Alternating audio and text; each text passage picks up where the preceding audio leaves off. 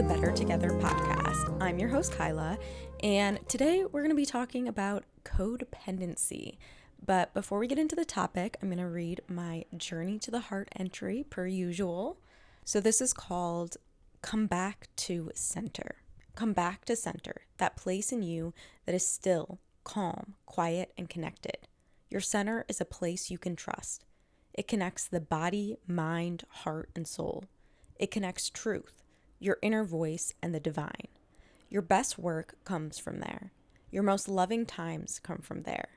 Your insights, awareness, and guidance come from being there, at that place. Your best decisions and finest moments come from that place. Your center is a place that is quietly confident, unassuming, spontaneous, and free. It is gentle and kind, but it has the power to defend instinctively against attack. Your center is a place that is naturally joyful and at peace. It is accepting, non-judgmental, and it channels the voice of your heart. It knows perfect timing. It knows the rhythm of the universe, the rhythm of all creation, and it delights in its connection to that rhythm. If you must leave your center to learn a lesson, feel a feeling, or experience something new, do that. Take all the side trips you are called to, but come back to your center when you're done. And go to your center first before you go anywhere else. So I like that entry just because I feel like it doesn't necessarily relate to codependency, the topic of codependency and codependent tendencies, but it does. I liked it because I feel like what I will talk about a little bit later in the episode is coming back to yourself and your own awareness and your own needs. And that has to do with codependency. So I kind of liked relating this entry back to codependency, even though it's not really about that. But it's about you and coming back to your center. So, and I should say, and that has a lot to do with healing from codependent relationships and being, having your own codependent tendencies.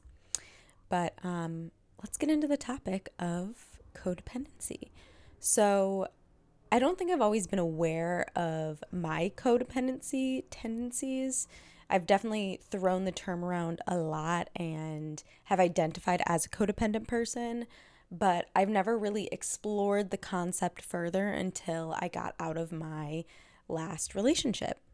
So codependency has actually been a big topic in my therapy sessions lately, and I'm really starting to understand how being codependent has been a sort of coping mechanism for me throughout my childhood and into my adult life. But before I get into all of that, I wanted to first talk about what exactly is codependency and how the term came about.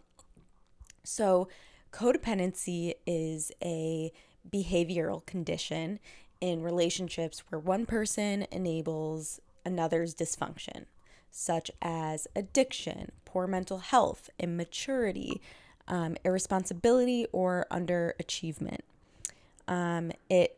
It's marked by excessive emotional or psychological reliance on a partner, typically one who requires support due to an illness or an addiction. And a codependent person often prioritizes the needs of others over their own, to the point of self-neglect and losing yourself. And we've talked a lot about losing yourself. Key characteristics of codependency are low self-esteem and people-pleasing, poor boundaries, a need for control, especially over others, denial of personal needs, difficulty with intimacy and communication, and obsessive focus on another person's problems or feelings. And I should say that these are the key characteristics, but you don't have to have all of these to have, codependent tendencies and whatnot. So the term codependency emerged in the late 1970s and early 1980s in the context of addiction recovery, especially among people who were in relationships with alcoholics.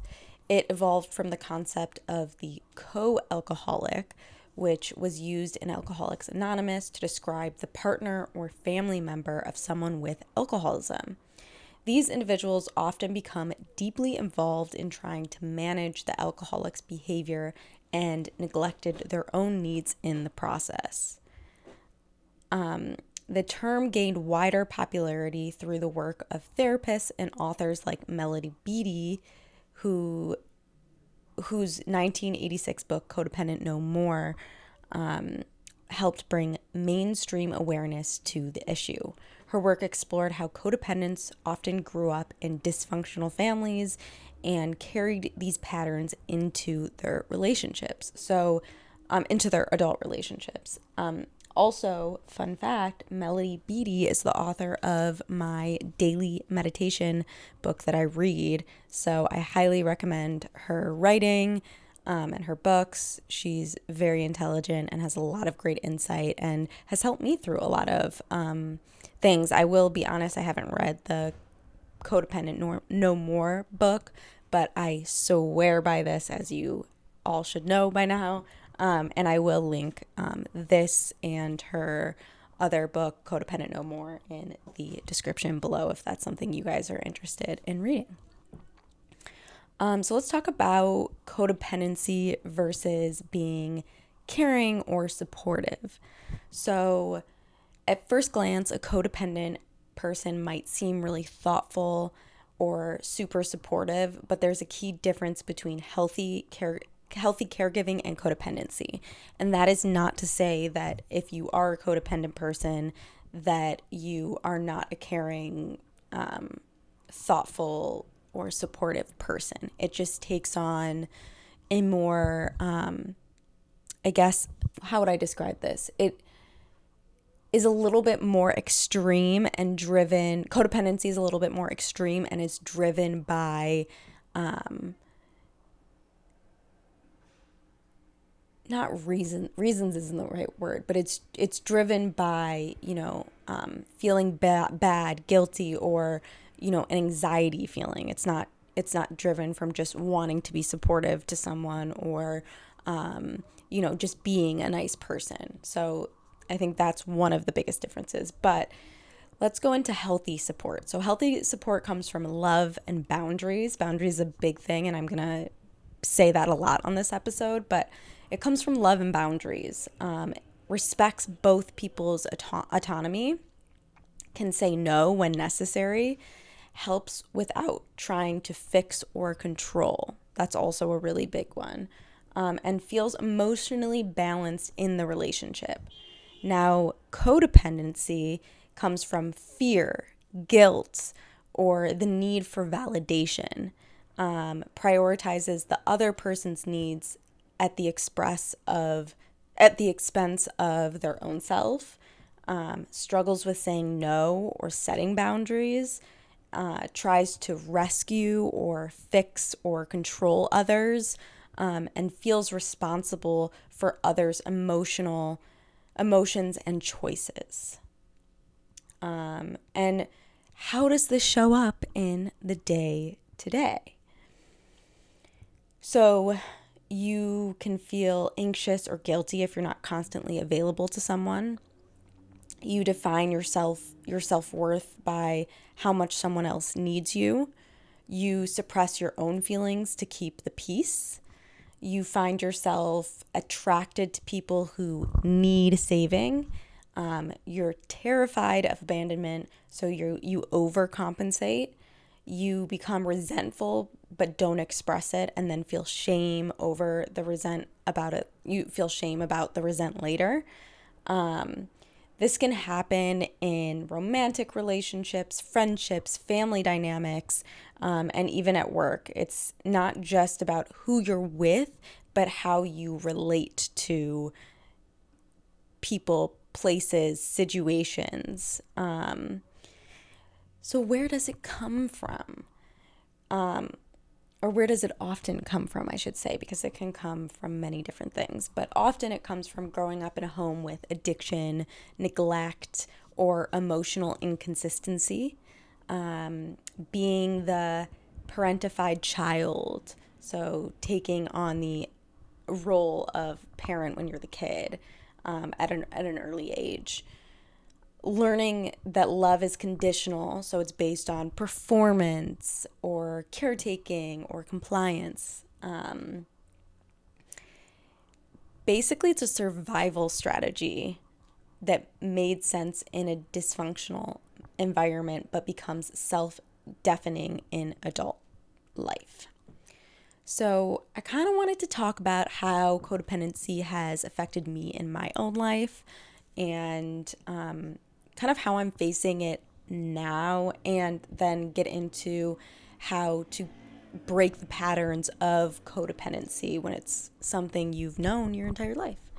So I'm going to talk about my family dynamic, where I grew up, that kind of stuff. So I grew up in a home where my dad struggled with addiction and mental health issues, and I often felt like I had to hide how I was feeling, which would cause me a lot of anxiety.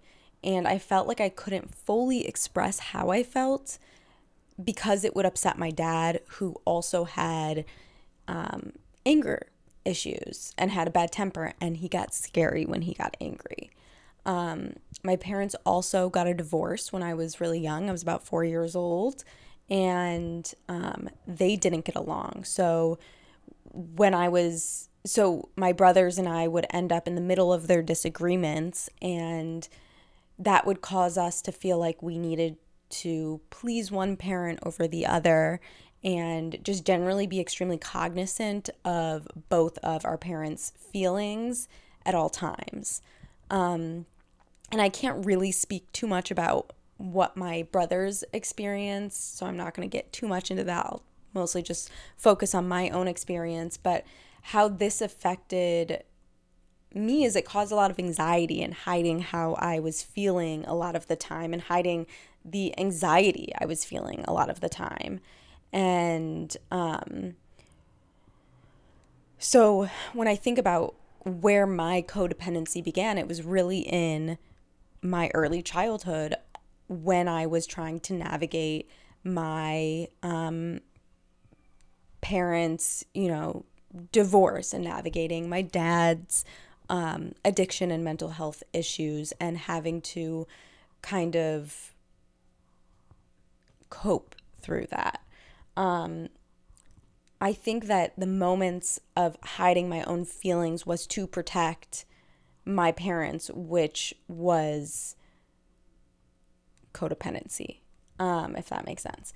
So as I got older, these codependent tendencies also played out in all areas of my life, like school, work, friends, and romantic relationships.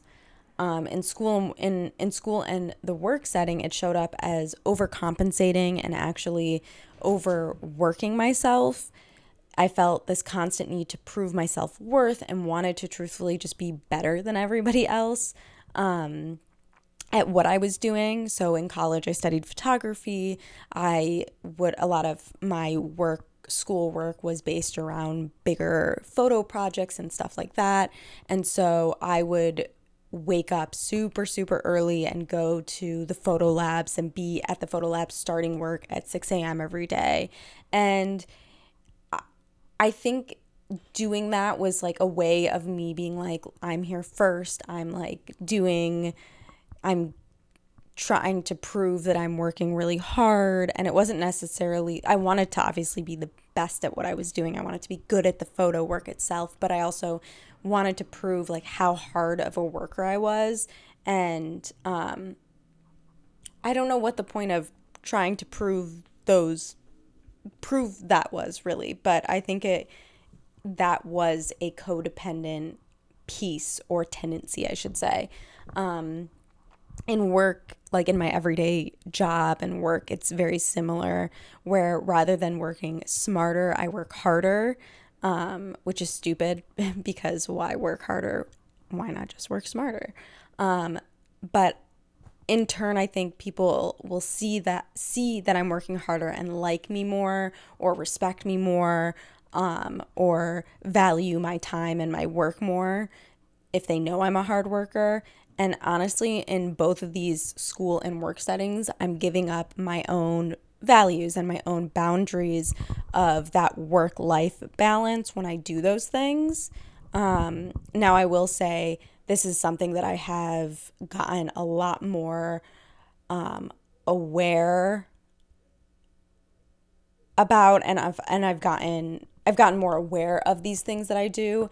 And I think it's all, a piece of it is also like this control thing, like trying to control the narrative of like how people think of me and like how I fit in this type of setting. And I'm a lot better now at, because I'm aware of it, I'm a lot better at saying to myself, hold on, take a step back. Like, what are your actual boundaries in work? And like, how can you, instead of working harder, but try and work smarter, like I've said several times. So anyways, in my friendships, the codependency showed up in always trying to have one very best friend, and where I would see them every single day and want to be with them every single second, and I would want them to also choose me as their best friend. I think this came down to really just wanting to feel accepted and liked and feel special.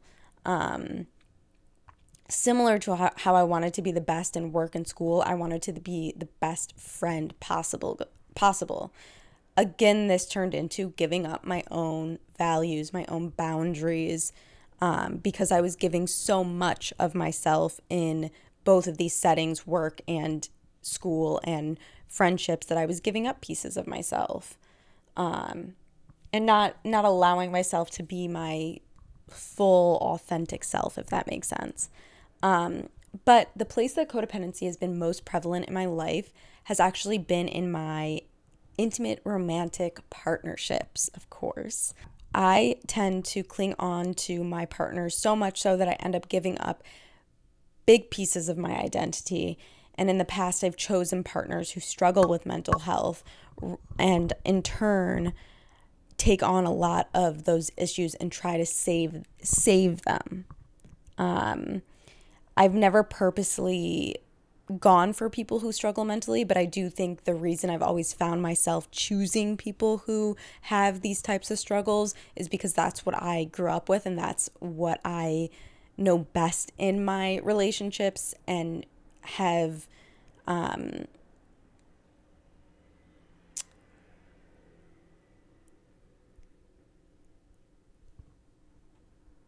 what I'm trying to say is it's been the most familiar thing for me in my relationships growing up. So I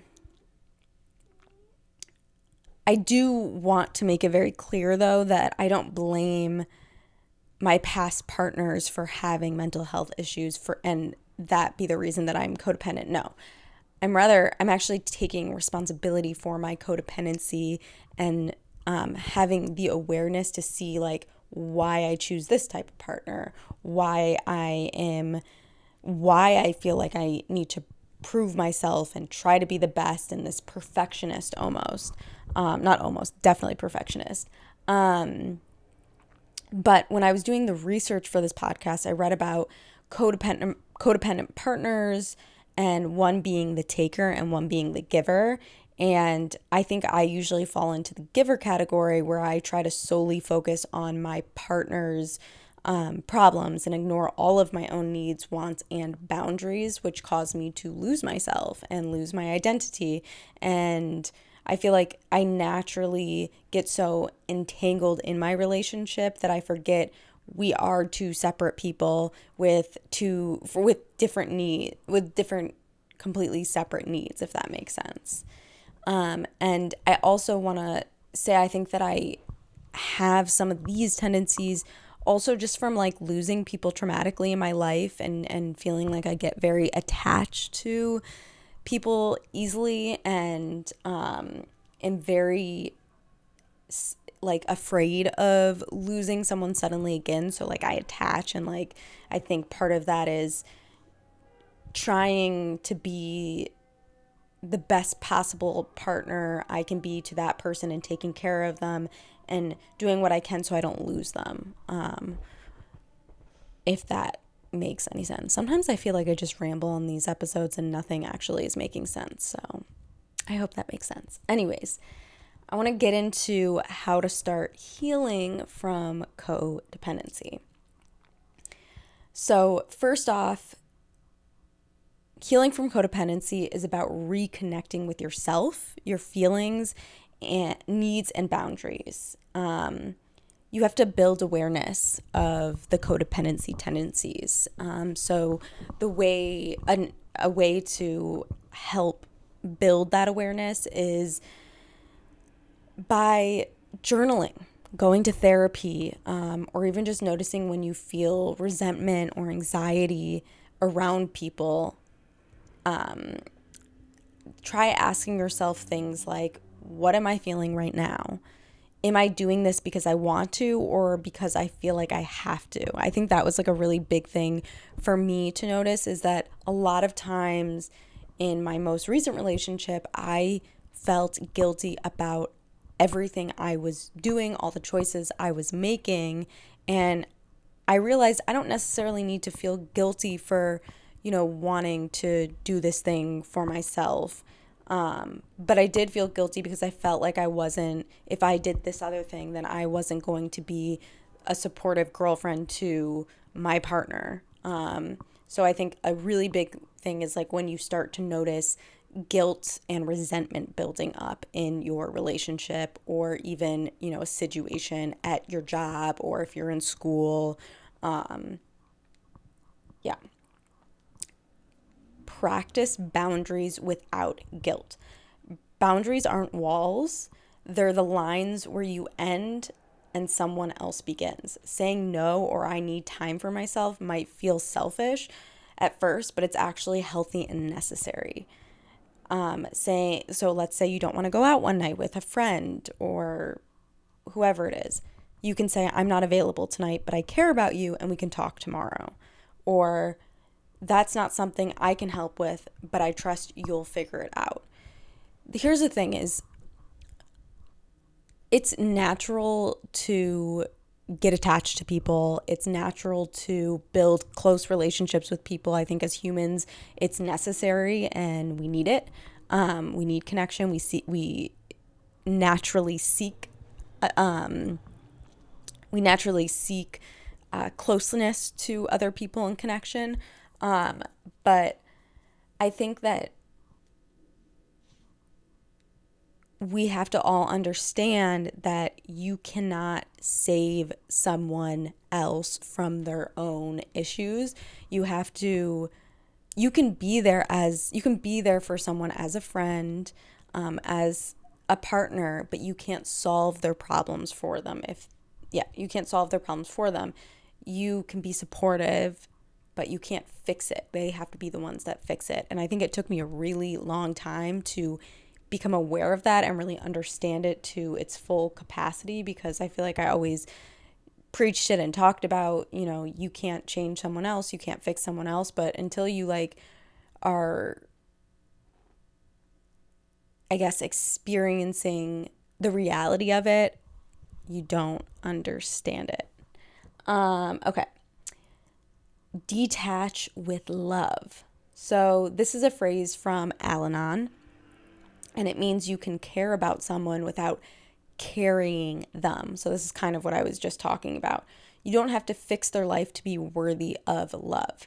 Letting go of control is hard, especially if you've been in rescuer mode, but it's freedom for you and for them. And I think that also has to go with, if we're talking about addiction, enabling people, when you're there always to quote unquote save someone, you're also enabling them in certain ways. And I'm not saying this is the all situations and it's you should never help someone. No, I'm saying it in codependent terms. If you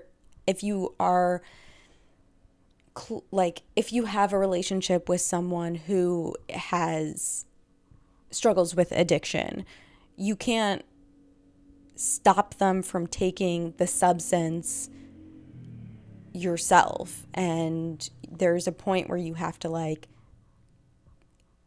separate yourself a little bit more, or it's the same thing with like mental health issues. If someone isn't going to seek the help themselves, you can't make them seek the help, and there's only so much you can do before it affects your own self negatively. So I think in those terms it's important to detach, but detach with love. Okay, so reconnect with your needs and desires. What do you like? What brings you joy? Codependent people often forget. Healing is about making space for your identity again. Try little things. Take yourself on solo dates. Try saying what you really think, even if it feels scary. Allow yourself rest without earning it. Build independence. Interdependence equals mutual support, mutual respect, and separate identities. It is, I support you and I take care of myself. I want you, but I don't need to save you. We grow together, not by losing ourselves. Healing from codependency is really about stepping into your worth. You're allowed to care deeply without abandoning yourself. It's not about becoming cold or distant. It's about becoming whole. And so I think for me, something that I've come to realize, especially after my last relationship, is one, what are the things I like? What are my boundaries? What do those look like? What are the things that I need out of my next relationship and in my friendships and in work? How do I figure out what are the things that make me whole again? What are the things that I identify with, that I believe? I think that I've said this in past episodes too. Sometimes being selfish can be looked at as a very negative thing, but I don't always think being selfish is negative. I think sometimes it's actually really important to be selfish and take care of yourself first so you don't lose yourself. It's you taking care of yourself is you showing up better in a relationship, in a friendship, better at work, doing better in school. Like it affects everything.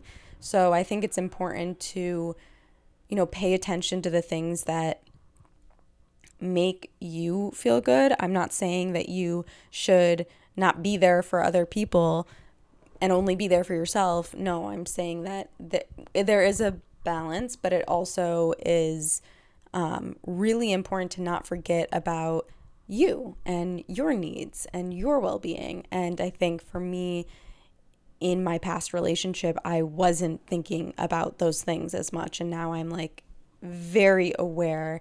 And I've also said this in past episodes that it's hard to be aware of all of these things and understand all of these things when you're in it, but when you're outside of it, you can see things a lot clearer, and that's something that I'm realizing. So in this, all of the things that I mention about how to get out of, or not get out of, but heal from codependent relationships and being a codependent, having codependent tendencies and having grown up the way that I did that caused codependency.